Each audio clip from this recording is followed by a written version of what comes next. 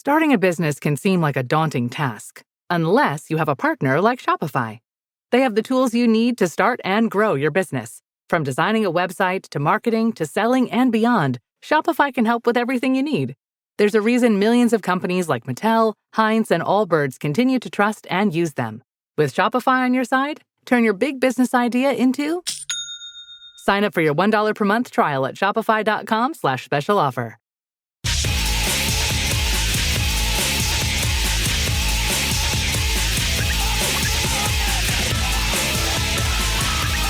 This is the Stone Zone.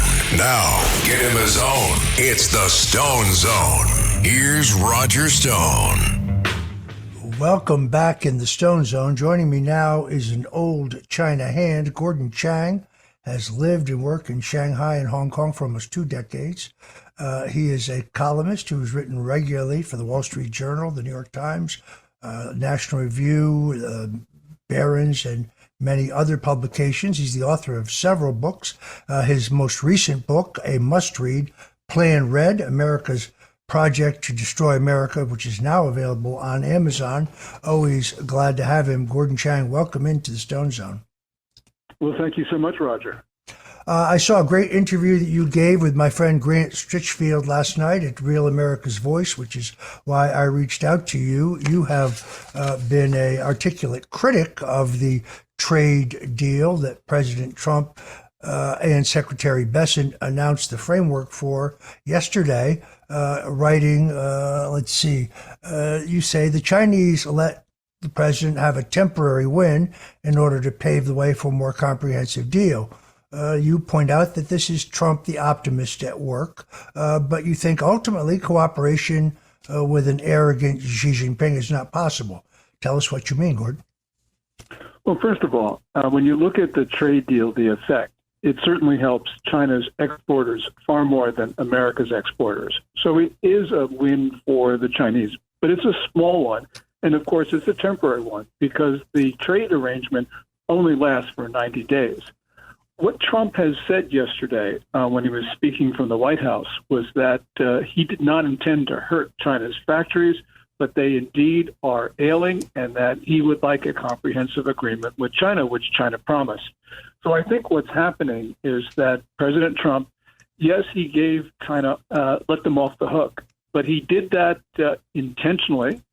And I also think that he is doing it for the long-term benefit in the way he looks at the Chinese and the American economies. So he didn't cave in, as a lot of people are saying. He's not afraid of inflation. He's not afraid of bare shelves. He did it because he thinks it's in everybody's long-term best interest. Now, I don't necessarily think he's going to get the deal that he wants after 90 days, but he's the president, and that's his view, that he will be able to succeed. How stable is the situation on the ground in China? We Americans, I think, have a imagery of a brutal regime keeping everyone in line, but are there political factions? Is there instability in China today? Yes. I don't think that Xi Jinping is as strong politically as everybody thinks. We know that there is turbulence in the Chinese military. For instance, Xi Jinping's number one loyalist in the People's Liberation Army, a guy named General He Weidong, has not been seen in public since March 11th. Now, most people say that Xi Jinping sacked his own guy, but it's more likely from what we know that Xi Jinping's adversaries sacked General He. And really what we're talking about is the most important political faction in the Chinese military. We've also seen a lot of signs of instability among China's civilians.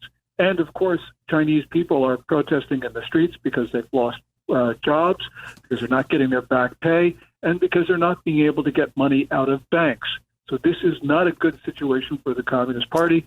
And although it's able to maintain control through most periods, if the situation gets worse in the Chinese economy, the Communist Party is going to have a real problem hanging on.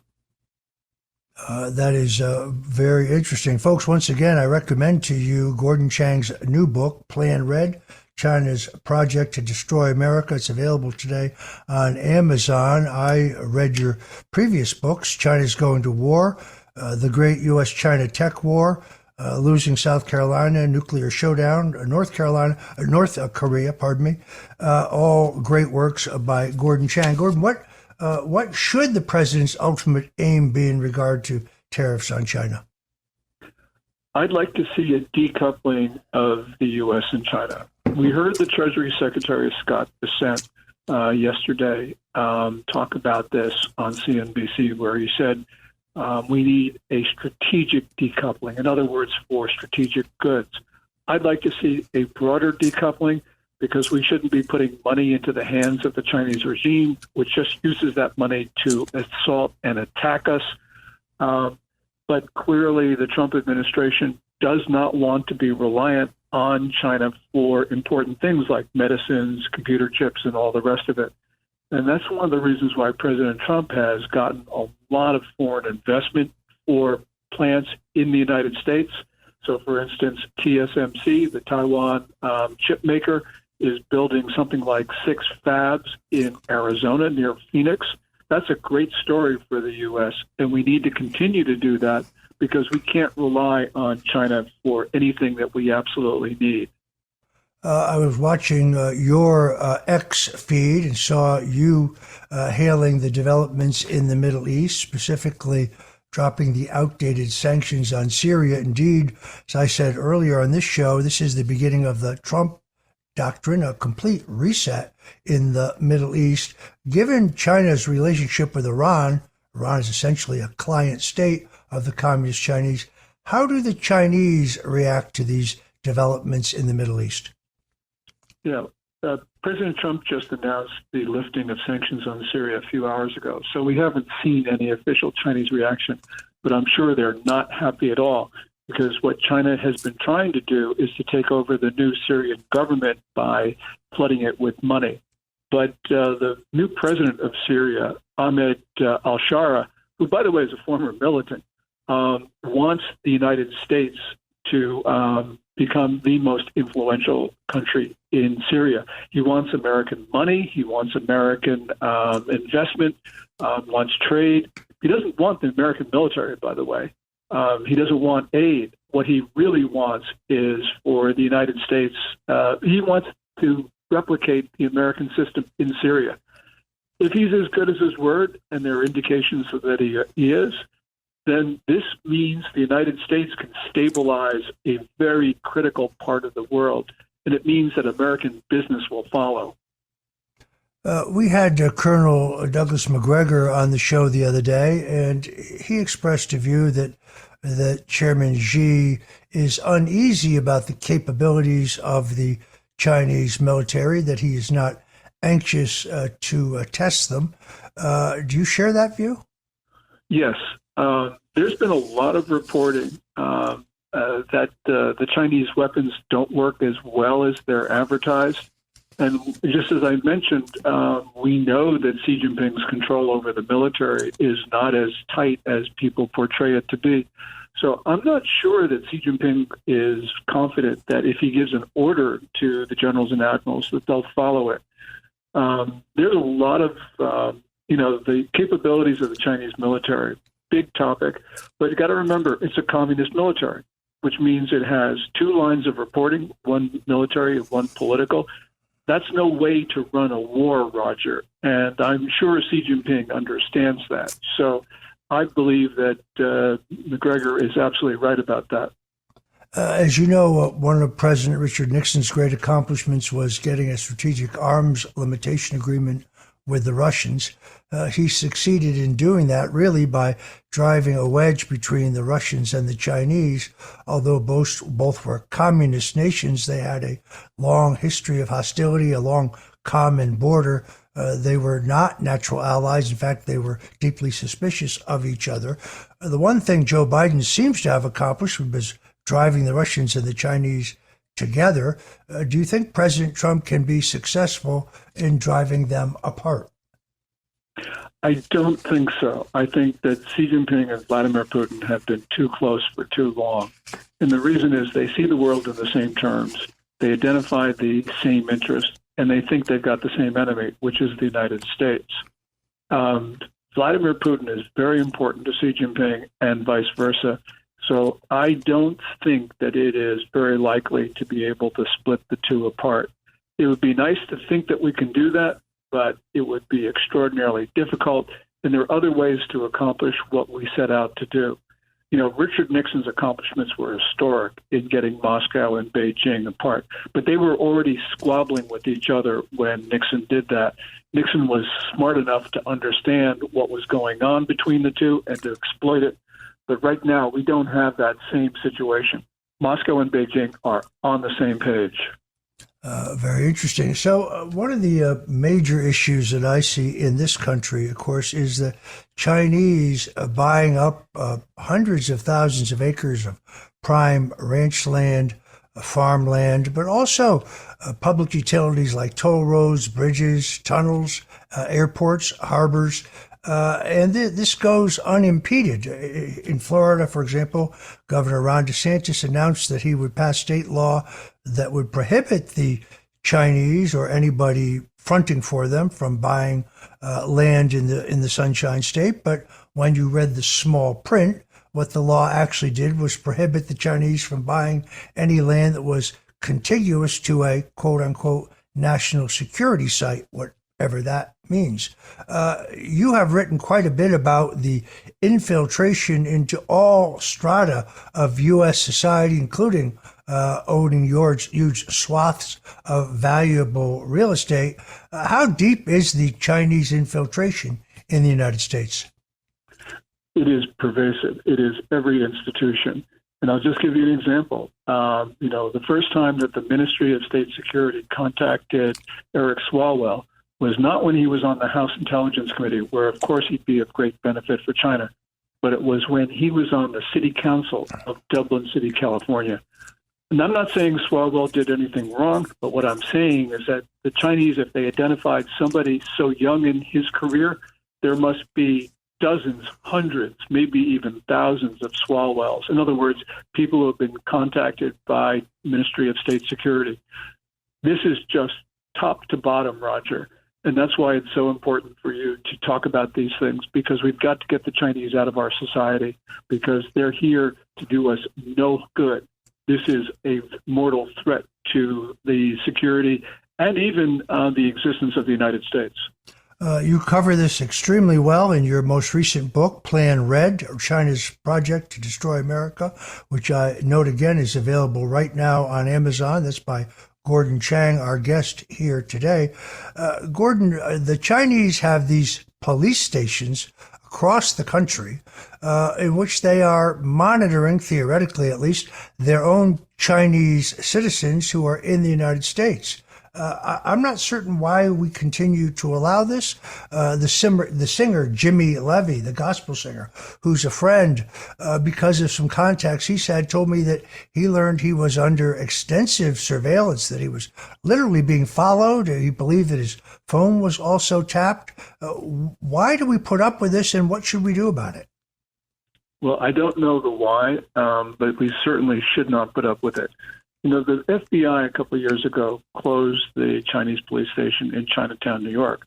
But according to the Daily Caller and New York Post reporting, there are 7 to 9 remaining Chinese police stations on our soil, and there very well could be more.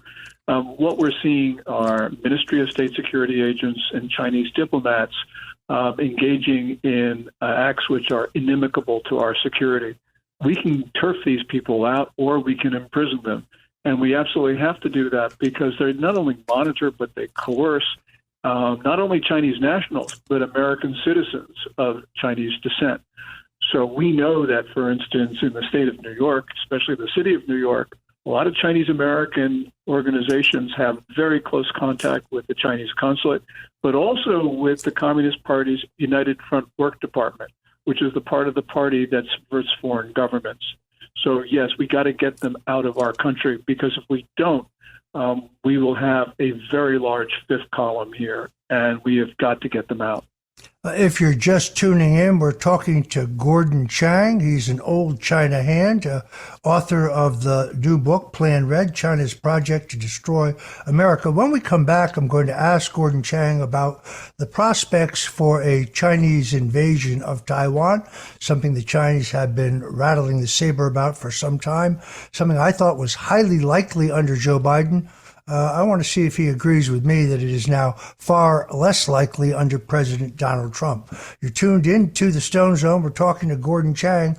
Whatever you do, don't touch that dial because you'll be back in the Stone Zone in just a few minutes. This is the Stone Zone with Roger Stone.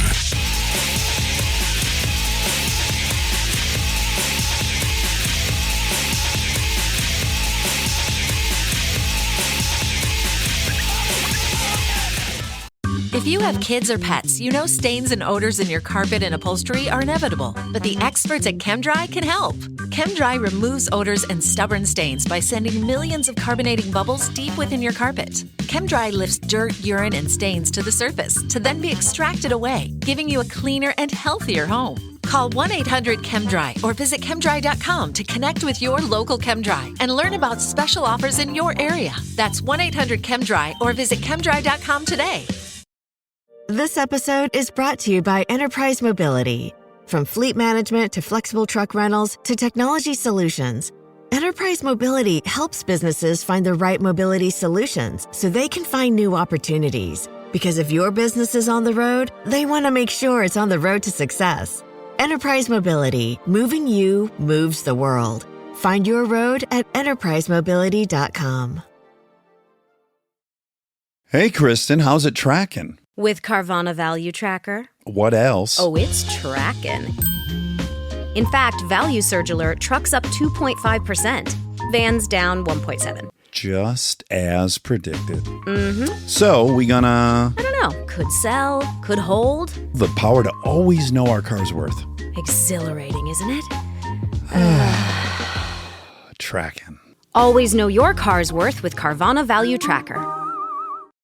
This episode is brought to you by SelectQuote. Life insurance can have a huge impact on our family's future. With SelectQuote, getting covered with the right policy for you is simple and affordable. SelectQuote's licensed insurance agents will tailor your experience to find a life insurance policy for your needs in as little as 15 minutes. And SelectQuote partners with carriers that provide policies for many conditions. SelectQuote. They shop, you save. Go to selectquote.com/SpotifyPod today to get started. This is the Stone Zone with Roger Stone.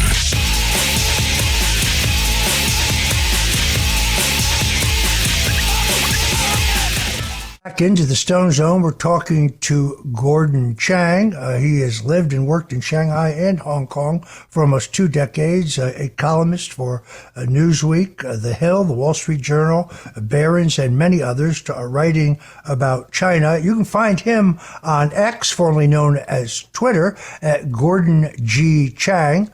Gordon G. Chang on X. He has a very lively and informative Twitter feed, X feed. Urge you to follow him and to check it out. The question I asked before we went to break, I thought it was highly likely, given the defensive policies of the Biden administration, that the Chinese would invade Taiwan, would take Taiwan, because I think they probably knew all they would have gotten from the Biden administration was probably a strong letter of protest. Now, under Donald Trump, Gordon, what are the chances, in your opinion, that the Chinese will make a move to invade and take Taiwan, which, of course, they continue to insist is rightfully theirs? Yeah. I don't think that the Chinese will start hostilities with an invasion of the main island of Taiwan. And the reason is for what we talked about before, and that is the Chinese military is not ready. I don't think Xi Jinping trusts it, and also the military doesn't really want to fight. But that doesn't mean Taiwan is safe, and the reason is we know that in the last month, China has been engaged in some very provocative activities against South Korea, Japan, Taiwan, the Philippines, and Australia. If one of these incidents goes wrong, I think there will be a general war in East Asia. And if there's a general war in East Asia, China will move on Taiwan. The point is we got to prevent an incident from flaring up. And the way to do that is to be strong, as President Trump is, to exhibit, to say that we will protect our friends and allies, and to scare the Chinese off. If we do that, we have a chance of peace. And by the way, I think that essentially, the Chinese did not invade Taiwan during the previous administration. And I think you're right. They weren't afraid of Biden, but they were afraid of internal reasons, and that's what kept them from invading. If you're just tuning in, we're talking to Gordon Chang. You can follow Gordon Chang on X, formerly known as Twitter. He's at Gordon G. Chang there, Gordon G. Chang. He has a very lively X feed.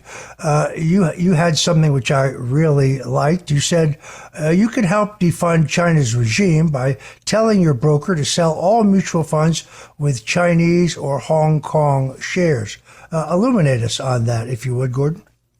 Yeah, a lot of people say, well, what can I do to stop China? Well, there's things that we all can do. One of them is that when we have a choice not to buy Chinese goods, buy American-made or buy someplace else, but not China. And the other thing is, of course, to talk to our brokers and say, look, we don't want to hold any Chinese stocks. Most people will say, I don't hold any Chinese stocks. But they do hold mutual funds in many cases.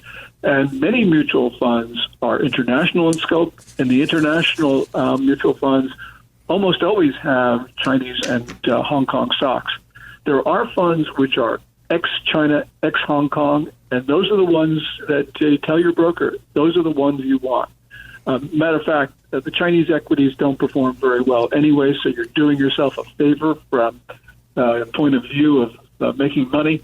But the point is, making money or not, it's not good to fund the Chinese regime.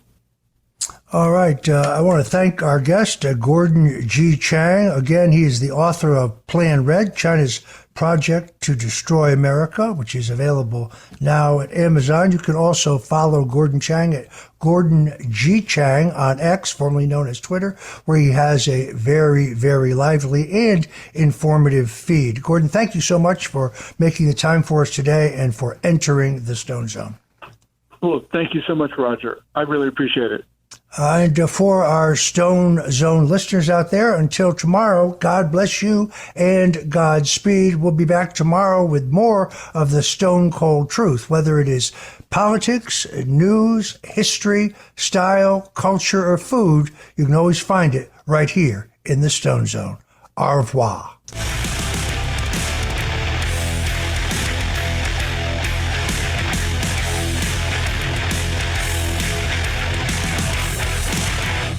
The Stone Zone with Roger Stone.